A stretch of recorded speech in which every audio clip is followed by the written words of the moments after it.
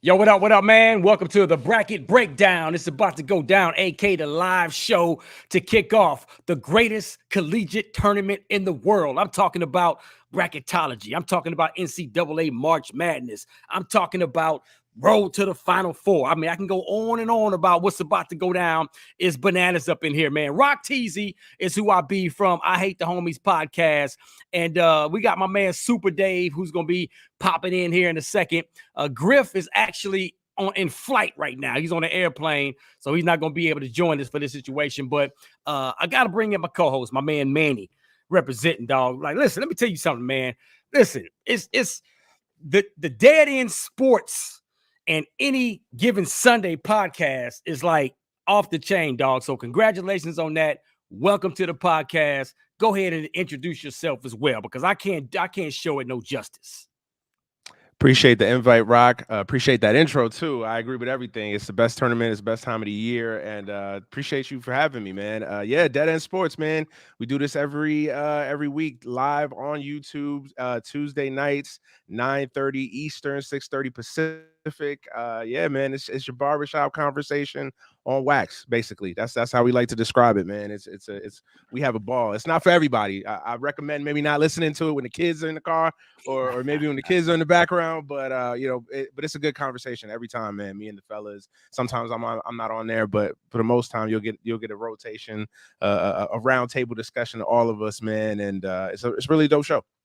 I love it, man. We also got a shout out to our family, Urban One Podcast Network, man. So I see you got that Duke sitting there, that letter, that blue D sitting on, dog. What's up with that? I gotta show my allegiances. We talking March Madnesses, so I gotta put my allegiances out there early on, so no one can sit like, yo, this dude is real biased right now. Nah, I'm just putting it out there. You know what I mean? All right, so I'm gonna keep it professional. I'm gonna keep it unbiased. Did you go to Duke, or you just a fan? Did you go to Duke, or you just a fan? Just a fan, man. I'm just a fan. I can't. Unfortunately, brother like me can't afford to go to Duke. So Well, it's all to the good, man. We're gonna get into this doggone tournament, and we can start with Duke, man. Y'all got Oral Roberts up first, man. I mean, I got Duke getting to the second round. You may not like that real fast, man. But I got him getting to the second round and then being bounced by Tennessee. Like, I don't know if you want to respond to that. We can just get right into it right now. I mean, listen, this year, everything that happens this year from here on out has been gravy, man, because as you know, man, Duke had a little bit of a struggle middle of the season. I think there was some adjustments that John Shire needed to make, and obviously a young team still trying to find its way. We had some injury issues as well. But, to win the ACC tournament and then be in this position, to me, whatever Duke does from here is gravy. Obviously, I want to win a national championship, but I think we'll handle Oral Roberts pretty well. It won't be an easy game. No 5 or 12 matchup is relatively easy. That's always usually the sweet spot for an upset, but I think Duke is pretty good. And then in the second round, man, Tennessee, that's a good matchup. I actually like Duke in that matchup though. Nah, man, that dog-nosed defense that Tennessee plays, man, it's gonna be tough for Duke to Rick Barnes, man, he never does anything in the tournament. I mean, this may be the year. Who knows? It's a wide open year. I'm sure we'll cover it, but Rick Barnes, man, I never trust Rick Barnes in the NCAA tournament. Never. We're gonna find out. Man. So let's start off with the number one seeds, man. We got Purdue, we got Kansas. Let's see, we got Texas. No, Texas got the number 2 seed. Yeah, Houston and Alabama. Alabama, Kansas, Purdue, and Houston. Exactly. So, and you say Alabama too, right? Yep. Alabama's Alabama. Yeah, Alabama's the number 1 overall seed. Yep. Yes, indeed. So then I think it's Houston. Then I think it's Kansas, and then I think it's Purdue. All right, so it's so easy to go straight to the Final Four and all that. I mean, we ain't got to go game by game with this situation. There's always going to be a Cinderella. Let's go there. So who do you got as a Cinderella? Do we have a Cinderella this year? Ooh, man. I will honestly say that I think this year, out of the last 3 to 5 years, I would say it's the least likeliest to have a Cinderella. I don't really love a lot of the mid majors in this year's tournament. Just from the little ones, I can't tell you that I've sat there and I've watched every single mid-major or even small major team play, but just watching just a couple, I don't think there'll be that one. But I could always be wrong. But the one that I have my eye on, I will say Charleston. I think they're a team that's well equipped to make a run in this NCAA tournament. So if I had to pick one, I would say Charleston. I think they're a team. Obviously, I'm forgetting probably a bunch. Who knows? I will say though, just in saying what I just said earlier, I will say if there ever was a year for it to be just a crazy, just out of nowhere pick, like a 15 seed gets to a Final Four, I think it's this year because I do think that it's wide open. Like I don't, we talk about the number one seeds. I don't think there's a dominant team in this tournament. So I think that it could literally be any. I mean, hell, Texas Southern can make a run. I mean, who knows, right? Like it's just completely well, wide open. Hold on. Don't say that. Yeah, you pushing it a little bit right there. I mean, you welcome Supa Dave. I mean, I might be pushing it a little bit. I might be hyping it up for the cameras. But I'm saying that is I think it's just completely wide open, man. I think it's just completely wide open. I can see a myriad of teams making a Final Four run. So Manny, are you like us? Have you watched a lot of college basketball? I mean, let's tell the truth. After football season, going into college basketball. So I mostly, as you can see the D on the chest there, I watch Duke religiously. I try to watch every single Duke game, and then of course I stick to my conference mostly. But I do I try to because I do a lot of March Madness podcasts, so I try to spread the love out a little bit, especially as we get closer to the tournament. I try to watch the Big Ten a lot. I try to watch the Big 12. Obviously at the ACC. I don't watch a lot of the Big East because I don't like the new Big East. I'm still an old school Big East guy. Yeah. So I don't watch a lot of the Big East, but I try to pay attention. I can't tell you and sit there that on a Saturday afternoon I'm watching, Southeast Missouri and South Atlanta State. You know what I mean? I can't tell you that I'm doing that per se, but I try to I know what's going on. Well, unlike Supa Dave, he probably ain't watched the damn game yet this year. I have. I really have. What? I watched Alabama.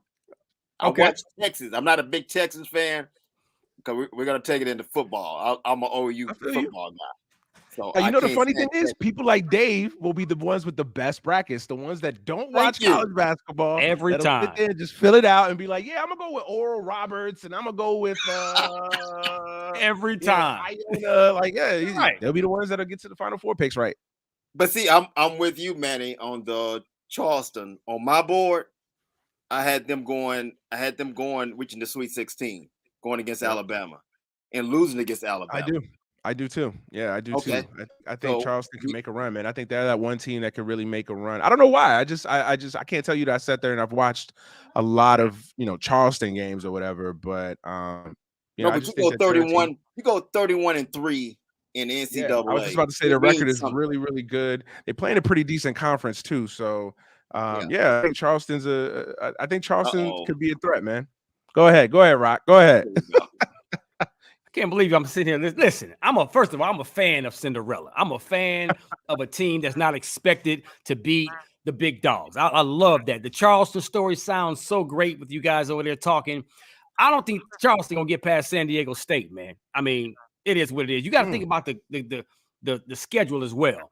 Charleston's in a decent conference, but the schedule, their overall schedule is not really that tough. So have they really been challenged and have they really been matched up? And the one team that they did play that was a top 25 team, they lost.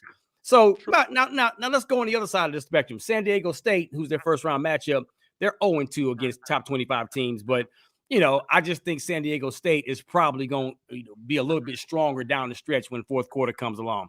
My two Cinderella teams are either Drake or St. Mary's. I got them two getting into the possible Sweet 16. Those are my selections. I like that Drake pick. I actually do like that Drake pick. Drake is dangerous, dog. That's a good Drake one. is dangerous. I'm gonna sneak in another one here. Every year we see a team from the play-in make a little bit of a run. Every single year, right? It's ever since they've instituted the play-in now. I think it's been almost a decade. You always see one of those playing teams get hot and make a run. Watch out for that ASU Nevada winner tonight, because I think one of those teams could possibly make a run too. I think Arizona State's a tricky, a dangerous team. They've been playing really, really well to end the year. I like teams that go into the tournament with a little bit of a run. Right. And I think they can kind of carry that on into the tournament. So watch out for Arizona State. I mean, that's a good story, Manny. But okay, Arizona State they're not really a Cinderella. I get it, but who wins tonight? They play TCU, right? Yeah. Yeah, they get past. I mean, I like TCU. They get past who? I mean, TCU is another one of them teams to like be careful. You know what I'm saying? They're another team that play dog-nosed defense, but and where does TCU play? In the Big 12. Okay. It may not be incredible. I mean, I know what they did in football this season, but when you look at Baylor, when you look at Texas, when you look at Texas A&M, well, Texas A&M is SEC, but when you look at those teams going against TCU, they built their resume pretty good in the Big 12. I don't have a problem with when I look at Arizona State and Nevada, TCU gets past either one of those teams, period. I agree 100%. But then TCU going to get bounced by Gonzaga in the second round. Oh, no. See, I'm not a Gonzaga person. I think Gonzaga is very overrated. And I think this is probably their weakest team they've had in the last 3 or 4 years. And I don't love this Gonzaga team. I think honestly, I can see whoever wins that TCU, ASU, Nevada game, I think it'll beat Gonzaga.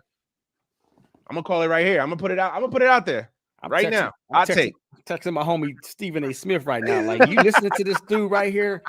Gonzaga, you're talking like Gonzaga's like irrelevant now. Like, that's the way you sound, man. I'm not saying that. Didn't I just say that I think this is their weakest team that they've had in the last 3 years? Because the last couple years they've had a dominant team. Yeah. And this year I don't really love their team.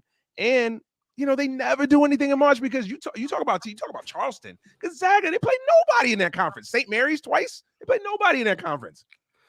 Listen, but every year they go into conference play knowing that they just need to beat St. Mary's twice or at least split with St. Mary's, and they know they're going to win that conference. But this is probably the year for Gonzaga because they're under the radar. True. Every single year, we talk about them winning a national championship. We put them in the mix. This year, they're under the radar. They can play the way they're going to play. I agree with you. It's not their best team. This is the least best team, but I think they still can make a run. And we're talking about it's all about runs in the tournament. That's it. Very true. Yeah, very true. You make a good point. All right, so once again, man, we got the tournament talk going on right now. Rock Teasy is my name, of course. That's Supa Dave over there, one of the homies of I Hate the Homies. Griff couldn't join us because he's actually in flight on a plane. And Manny from the Dead End Sports at Any Given Sunday podcast is the other brother that's throwing out crazy sports opinions that I'm like still trying to figure out right about now. But he's a dookie. Yeah, I mean, chill out. Man. Respect to that. We're a fine institution. I'm okay with the Duke situation. You know what I'm saying? I mean, they ain't gonna do nothing this year in this tournament, but you got to respect Coach K and what he built over there. Do y'all want to go right to Final Four talk? Because the Final Four talk can probably expand and get kind of long here. Are there any other matchups you want to talk about? You want to break down? Oh man, I mean, we'd be here all day trying to break down different matchups. I think this is an interesting tournament. Like I said, I think we covered the tournament overall. I think we all kind of in the same agreement that there's no clear-cut favorite per se. Mm-hmm. So I think it's just a match. It's just a matter of matchups and who gets hot, who makes a run, which team is built to make a lasting run in the tournament. So I think we covered that. So yeah, let's get in when everybody's here for the Final Four. Okay, so if you guys are just tuning in to the live stream, this is the Bracket Breakdown, aka the live show to kick off the greatest collegiate tournament in the world, NCAA March Madness. We're gonna let the little guy himself go first. Supa Dave. No. I'm late to the party. I want you to go first. You want me to go first? I don't want you to bounce off my picks. That's what I'm saying. You want the sports genius to go ahead and launch this. That's why I want it, because you say you're a sports genius. I want Manny to hear this first. I don't say it. Everybody else says it. Nobody says it. Go ahead. I just kind of, it is what it is. I just live by that. You know what I mean? My Final Four is Alabama, Houston, Gonzaga, and Purdue. Come on, son. And any quick analysis on that? Like, what went into your mind? I do think Alabama is overall the best team in college basketball this year. Okay, Houston, man, arguably maybe number 2. I mean, them two, if they played 10 games, it would probably be 5-5, in my opinion. The reason why I like Gonzaga sneaking in is because, for the point you just made earlier, Manny, as far as they've always had these dog teams, but never could finish the job most of the time. And now that they don't have the dog team, but they're still there and they're still a decent presence, I think they're going to sneak by everybody because everybody's thinking, oh, they ain't the same Gonzagas in the past. They ain't the same. We ain't got to worry about them. That's why I think they're going to bite some jokers and get to the Final Four. Purdue, I'm going to just straight up say it. I got Purdue winning the whole thing because they got a 7'4" giant that is unstoppable.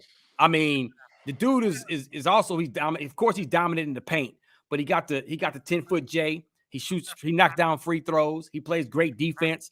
He has good body control. He ain't just a big body that's just there, that's unorthodox and all out of control and gets into foul trouble and stuff. He's a very smart, intelligent player, and I just think he's gonna lead them to the national championship. I got Purdue winning the whole thing. Boom. Put the stamp on it. Plateau. I like that. I like that process. Don't lie to him, Manny. Don't lie to him. You don't like that process. Hey, that's that man's pick. I'm gonna respect it. I don't agree with it, but I'm gonna respect it. Go ahead. You want to go next, Supa Dave? You want Manny? You go ahead, man. Let Supa Dave go last. Go ahead, Manny. You up next. Man, my Final Four. All right, drum roll, please. I have got Alabama. I've got Duke. And here's when it gets crazy. I've got Xavier. Ooh. And I've got UCLA in the Final Four. I think just a little bit of background on that. Obviously, I'm gonna go with Duke. I mean, come on, let's be real here. I'd be lying to you if I told you I'm not gonna pick my boys 10 out of 10 times. But nah, I think this year, kind of in the same situation that you alluded to with Gonzaga, right? Duke's kind of under the radar. Nobody's talking about us. For the first time in a long time, Duke is not a favorite. I've seen us be a Final Four pick, and obviously Duke is a brand name. But I think we're under the radar. I think a lot of people still don't know what to make of John Shire, don't know what to make of this Duke team. We had a little bit of a struggle here in December and January, but we finished the season hot. We won the ACC tournament. I think we won 7 in a row. We're going into the tournament really good. And I think, like every year, I think Duke is the most talented team in college basketball as far as just 1 through 6, as far as talent, as far as NBA talent. I think Duke's got it. Now, obviously, what kind of team they're going to be in March, we'll see. But I think this year we're well equipped, man. I think the biggest thing for Duke is, can they make 3-point shots? If they can hit their 3-pointers, Duke can make a run, because I think their defense is great. I think rebounding and controlling the paint is great. If Jeremy Roach plays and we can hit some threes, I think we can make a run. But I like the fact that we're under the radar.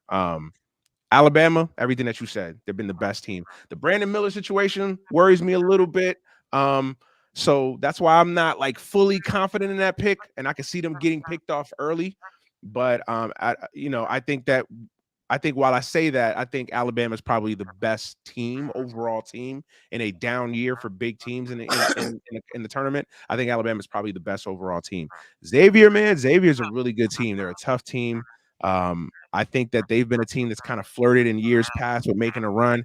I can see this being the year for Xavier, man. I think they're really well equipped to make a run in this tournament. And then UCLA, they've been close the last couple years. I know they got upset by North Carolina last year. I think UCLA is a really, really good team, man. I think that's the team. I think because they play on the West Coast, nobody really talks about the Pac-12, but them in Arizona, man, it was a dogfight all year. And I just really like this UCLA team with Tiger Campbell, with Jaime Jaquez. I know they got an injury to their big defensive anchor. So that might be a little bit of a question mark, but I think UCLA can make a run in this tournament, man. I think they got the experience, which is big. They've been here. That core group with Mick Cronin, they've been here. They've done that. They got to a Final Four 3 years ago. So I think they can make a run again. Okay. Well, I think we're all going to be shocked. I'm not a big. I know Alabama's the best team probably in college basketball right now, but I have concerns about them too. I don't have them. I have them going far, but I don't have them getting to the Final Four. I have them getting knocked off by Arizona, and I can see them.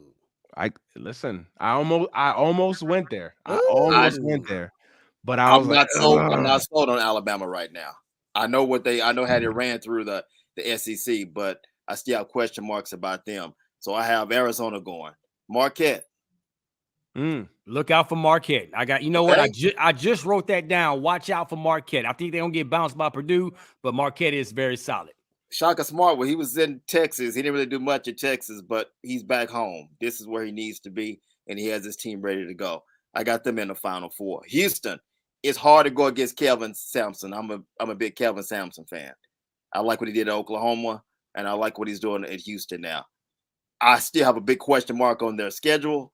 I mean, I got to see them play some tough teams, but I think they can make a run. once they get in this tournament. And also, I got Gonzaga. I got Gonzaga in the Final Four. I know. Look at Manny. Y'all in this Gonzaga.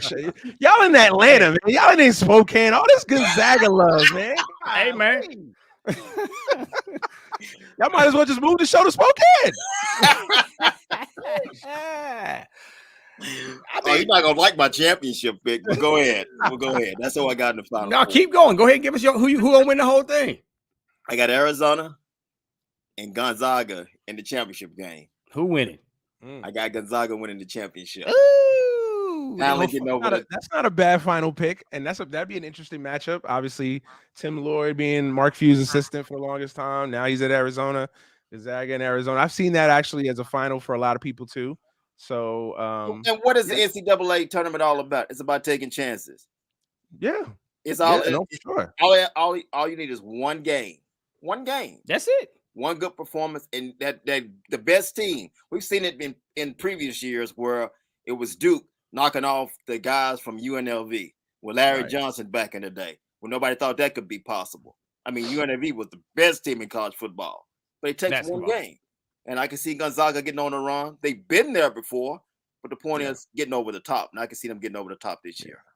Yeah, Manny. No, I blasted Gonzaga a lot, but if there ever was a year that Gonzaga was finally going to do it, you know, they kind of remind me of Virginia of a couple years ago. Remember when Virginia had been to the tournament a lot, kind of bounced there. You know, they were the only one seed to lose to a 16, and then the next year they follow it up. Nobody's believing in Virginia. Virginia's weak. Blah blah blah. They finally get over the hump. So I will say, if there ever was a year for Gonzaga to finally do it, it's this year. But they're not going to do it this year. My championship pick, y'all know my Final Four, but my championship, again, got to show my allegiances. I'm going to go with Duke and UCLA in the title game. Battle of Blue Bloods, brand names, Duke and UCLA, and I have UCLA winning a national championship. Ooh, man. Okay, look, no disrespect to Coach K. No disrespect to the Duke Blue Devils, man. I know you're a fan. You're supposed John Shire now. John Shire, Coach K. It's Coach K. You can say John Shire. It's Coach K. Okay, it is what it is. It's gonna take a long time for the Duke for John Shire. You win a championship. There you go. Stop saying Coach K. There you go. But you know, now that that's all put aside, as a fan, I understand why you choose putting Duke in the championship. But in reality, come on, man, you can't honestly think that Duke has what it takes to get to the championship. You telling me Duke as a 5 seed doesn't scare some top teams? Nope. Duke as a 5 seed. I agree with you on that. They are a scary team. I'm not going to sit up here. They're solid, but I don't think they scare nobody. And let's be honest about seeds. Listen, I'm not saying that nobody's, you're going to start a matchup fearing Duke. I'm just saying they're not your typical 5 seed, some run-of-the-mill team. And I think Duke's got a chance. And we're under the radar. That's the thing. The other thing. I agree with you on that one. Let's talk about seeds. After the 1 seed, it's anybody's game after that, even including the 1 seeds. But the 1 seeds they're the teams that's considered, okay, these are the top tier dogs in the entire country, these 4 teams or whatever. After that, in my opinion, it's almost a leveling playing field. I mean, there is levels to it. I get it. You know, you got top seeds, then you got the middle of the road. But a 5, in my opinion, is just as good as a 12 is just as good as a 5. You know what I'm saying? A 13 is just as good as a 6. You know, so it's the seed thing. I don't really get caught up in the seeds, other than okay, the first seed. After that, okay, it is what it is. So I get what you're saying, and generally I agree with you. But I do think there are years where, depending on the type of year that you have, as far as craziness and whatnot, depending on where a team is, like remember, like I think a decade ago, where Kentucky was like a 7th seed, but they were like super loaded and talented, but they just didn't play well during the regular season. Like no one in their right mind would have put Kentucky before the year as a 7th seed. And I think the same thing for Duke. Nobody in their right mind, like even if you had questions about John Shire, you would have said, okay, Duke probably win their 27, 28 games and probably be at no worse a 3 seed. They're a 5 seed. So I think, and then it's like, it's all structured on what your region looks like, what the bracket breakdown is. So I think that you have to look at it from that perspective. But I generally tend to agree with you. Once you kind of get past the 1 and even the 2 seeds, it's pretty much anybody's ball game. Well, I told you that Purdue is going to win in my bracket, and I got them playing Houston in the championship. So I got Houston and Purdue in the national championship. And for the record, since our homie Griff couldn't make it, he's got Arizona winning the whole thing in the men's tournament. So on that note, let's shift to the women's tournament, man, real fast. We can touch on them because I got 2 daughters that play basketball, man. Been in the basketball circuit ever since AAU, since they were little bitty girls all the way up to now. My oldest daughter, Lyric, she plays basketball at Rust College, another one of our fine HBCUs. And my youngest daughter, Harmony, plays at Harvard. And they missed the tournament by this much, man. They made it to the Ivy League championship game and lost by 6, man. It was up 6 with 3 minutes to go, and then went into kind of safe mode. It was kind of playing not to lose versus, man, just keep playing. Fought their heart out. So they got an invitation to the NIT. So they'll be out there doing their thing in the NIT. But women's basketball and women's sports in general, because I have 2 daughters, has always been very passionate for me. So let's go into the women's Final Four. I don't know if you guys did your bracket for them, but I got mine, and I'll go first. Yeah. I got South Carolina, who's the overall number 1 seed, of course. Dawn Staley, undefeated, 32-0. Iowa, they got a dog out there, Caitlin Clark. Indiana, and then Virginia Tech. Those are my Final Four picks. Virginia Tech is probably the most, outside of South Carolina, Virginia Tech is probably the most complete team in women's college hoops. Indiana is just one of them old school X and O's, and they on paper, they just like they do everything perfect. There's nothing fancy and flashy about that team. They're coached very well. They knock down threes. They play great gap defense. So I see them getting to the Final Four. And in Iowa, when you got a player like Caitlin Clark, just straight pit bull, you give yourself a chance to win every single game. So those are my Final Four. For the women, I got South Carolina winning the whole thing. That's a good tournament. That's a good prediction. With the women's game, and I tend to usually go chalk most of the time. I think the women's tournament is a little bit easier to predict because you don't have that craziness necessarily from everything that you broke down from as far as like the differences between the seeds as far as a 3 to a 14 or whatever. I don't think you have that as much on the women's game. But my Final Four predictions are South Carolina, Iowa. I agree with you. I think South Carolina, Iowa probably, and Virginia Tech are in that triumvirate of like the best teams in the sport. But obviously South Carolina. So I got South Carolina, Iowa. I've got Indiana, and I've got UConn in the Final Four. I think that anytime you got Gino over there, I'm always going to put my money on Gino to make a run in the tournament. He's been quiet the last couple years, so I think this is a year where I think UConn can kind of, I don't think they're going to win the national championship, but I think UConn could definitely make a run. Obviously, they've got the talent, and kind of like Duke, a little bit under the radar. Nobody's really talking about UConn as much, which is a little bit dangerous. I think it's a benefit for them. They could kind of just do their thing, go under the radar, and I think they'll make it to a Final Four. And I've got a championship game of South Carolina versus Indiana, and I've got South Carolina cutting down the nets. Okay. And Supa Dave, you want to jump in real fast before Griff? Griff much more women's basketball than me, but I know about South Carolina. I know about South Carolina. So at the end of the day, we'll go with South Carolina winning it all. So we all agree South Carolina is probably going to be the national championship. Griff, I did like the one thing that Manny said about UConn. It's hard to go against UConn from what we've seen in the past, and they're under the radar right now. And we talked about on the radio on the men's side, but Gino with that team, he could pull off a surprise. We're talking about one game. Just win that one game over the best team, and we've seen it happen many, many times. But I'm still going with South Carolina. I said all that to say South Carolina is still going to win a championship. Well, let me talk about the Gino situation. First of all, greatest of all time, man. Between him and Pat Summitt and what they're doing in the women's game is you can't even compare. But they got some injuries, man. There's one of their star players, Paige Beckers, has been out the whole year dealing with a knee injury. AZ Fudd, who's their second best player, she's dealing with injuries. Even though she's back, she's still dealing with injuries or whatever. So she's not 100% healthy.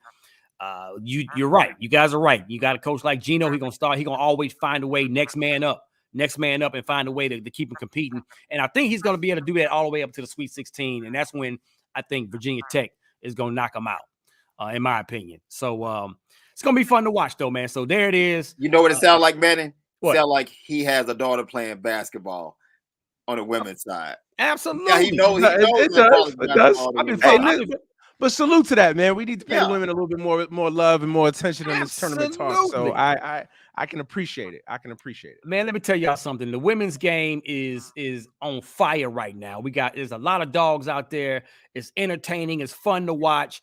It ain't what people think it is. Oh, the girls' game is boring. No, it ain't. I mean, the attendance is up. Man, these stadiums are packed. Yeah, women's college basketball, I really enjoy it. I think it's I agree. I think it's a hidden gem. I always enjoy the women's tournament too. I always think you get some good storylines and some good games, and it's a much more crisper, it's a much more fundamentally sound game than the men's. Obviously, you got the dunking and the 3-pointers and all that on the men's side of things, but on the women's side, it's a lot more fundamentally sound, which is somebody I'm a nerd for that kind of stuff. So yeah, I like the women's game for that. I love it. I love it. Y'all see some of the comments that's flowing in Yeah, right let's now? get it. With drink more water, he's saying Gonzaga's gonna win it all. So he's on that bandwagon. Of course he is. Of course he is. Sebastian says, I got Houston going all the way. H-Town. Houston, man, I just worry about their offense, man. I do too.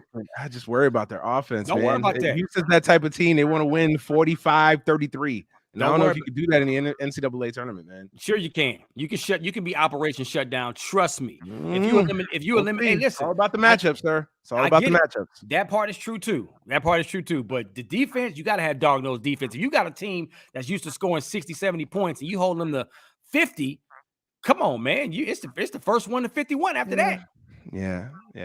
I listen. All due respect to Kelvin Sampson, because I think he's a tremendous. How the heck is he not in the Hall of Fame yet? But whatever. Oh yeah, I agree with you. You know, Kelvin Sampson is a hell of a coach. But yeah, Houston's just their offense, man. It just puts me to sleep. Honestly, it's just more bias against Houston because it just puts me to sleep. Oh my god, you don't appreciate defense, dog. I love defense, but man, you gotta hit some jumpers, bro. Like you got at least score 60 points. Golly. It's 2023. Taking it back to the 90s and the Eastern Conference and the NBA. I came up on that basketball. But also it's the information age, it's the technology age. It's 2023. I need a little bit more action. There it is. And I got Houston going against Texas in an Elite Eight. I think that'd be a good matchup too. I got Houston in the comments. But... Man, y'all must be. Man, hey. Listen, it was Spokane South. Hey, dog. This is what I'm gonna call it, Spokane South. I did like the Xavier pick. I mean, they are a scary team to Watch out for Xavier, man. I'm telling you, they are.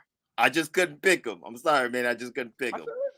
I got to go with Texas for all the stuff they've gone through, losing their coach at the beginning of the season. That's what worries me though about Texas, because I think talent-wise they're there. I just think they're losing a coach like that in the middle season because I forget what their coach's name is. Beard.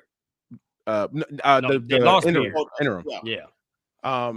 He's done a really fantastic job, man. But I don't know, an interim coach in that situation. I don't know. That's tough. But yeah, Texas talent-wise, definitely a threat. Yeah. Well, as I always tell Supa Dave, he makes his picks as good as he picks his nose, and we already know that how good he is at that. But whatever that is, it is what it is. So I mean, that's all you got, because you got the women's side. I mean, that's fine. You got a women's basketball, but you don't know men's basketball. Hey, man, we're gonna find out real soon. I got Purdue winning the whole thing, and you got Gonzaga. Manny, you got who'd you pick again? UCLA, and then Griff has Arizona. So we all got 4 different teams to win the national championship on the men's side. We're gonna find out. We're all gonna be wrong, right? We're all gonna be wrong, right? That's how it is, right? It is what it is, man. So thank you guys for joining the live stream, man. The Bracket Breakdown, aka the live show to kick off the greatest collegiate tournament in the world, which is March Madness. Manny representing Dead End Sports and Any Given Sunday podcast. Go ahead and tell everybody how they can follow, listen, and all that good stuff.